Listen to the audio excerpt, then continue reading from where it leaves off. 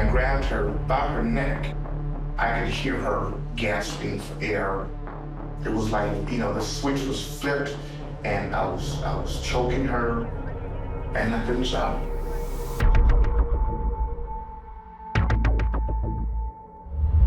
Serial killers have an ability to be very charismatic. And Henry Louis Wallace was very good at what he did because he'd be your friend. You don't expect to lose your life at the hands of someone that you trust.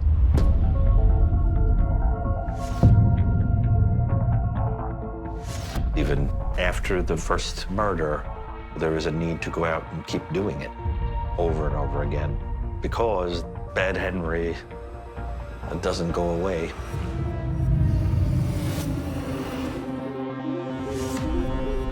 There's the good Henry and the bad Henry. And as the years progressed, the bad Henry took over. So I felt invincible.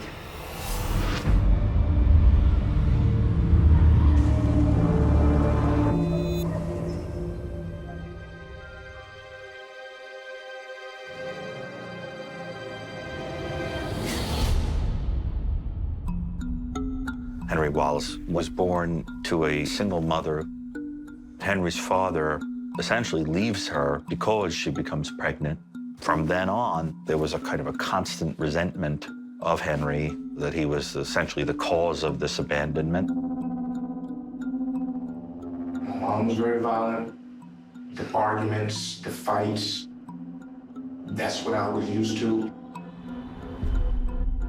Henry was never shown love from his mother.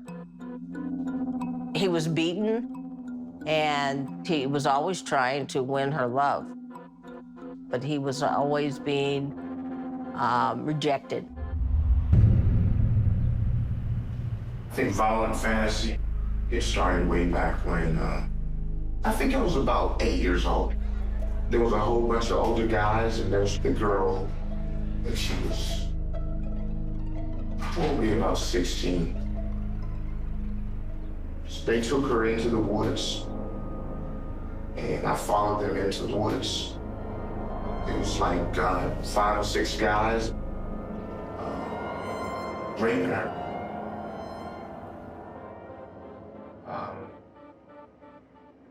And I got turned on by it.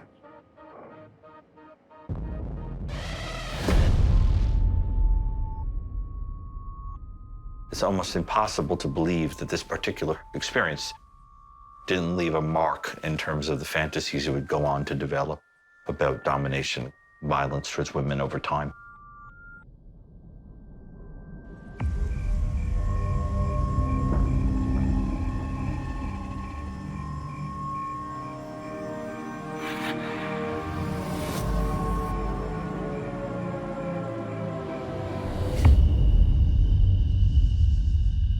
Just before the transition into murder, Henry has become involved with a young female.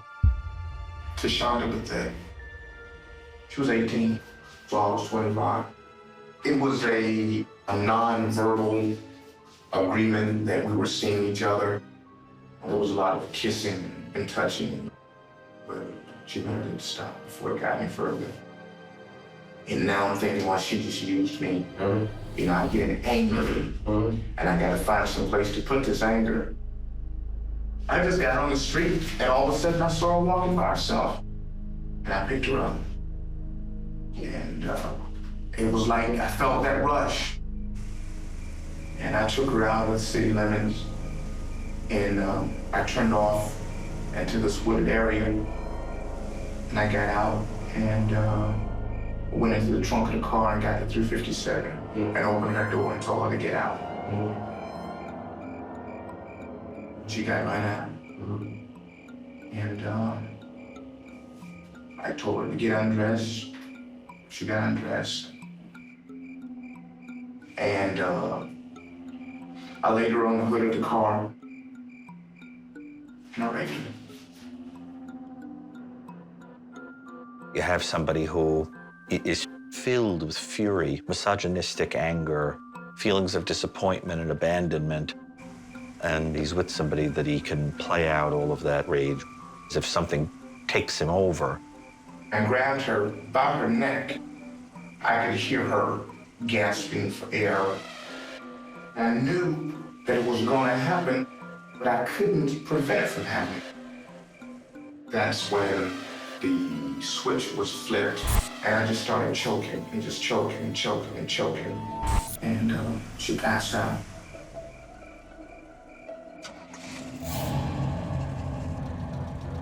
Put her into the backseat of the car.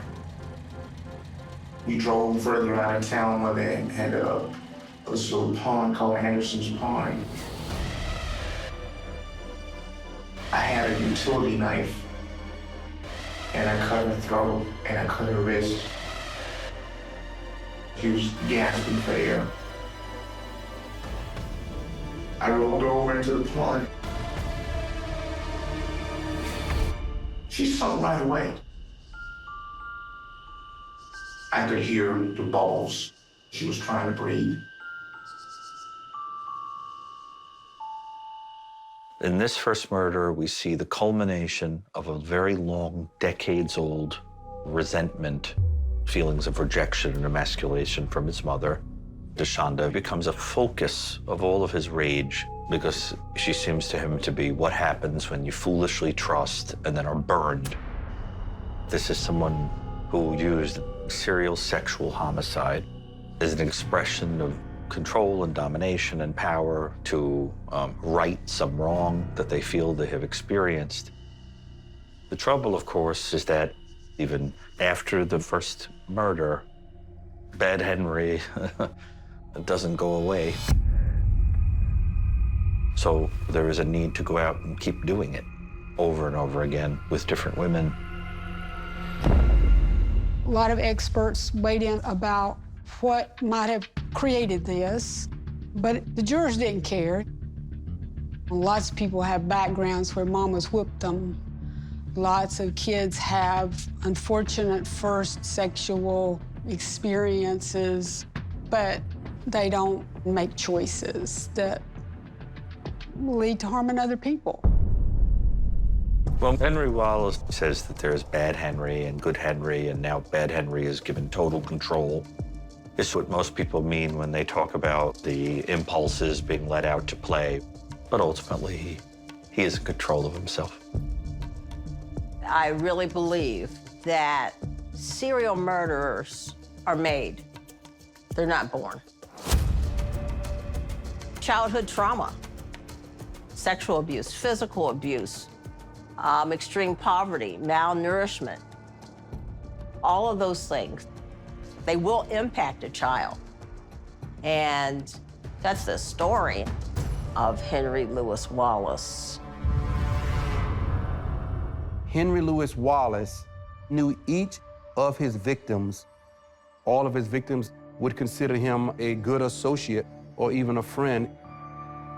I remember talking to Carolina Love's family, and Henry was sitting there listening to us talk to the family, and it is said that he may have even attended the funerals of a couple of the victims. You're killing your friends, and it absolutely makes me mad. That was the scariest part, that idea that the devil could live amongst you. The devil could be someone right here in the room with you.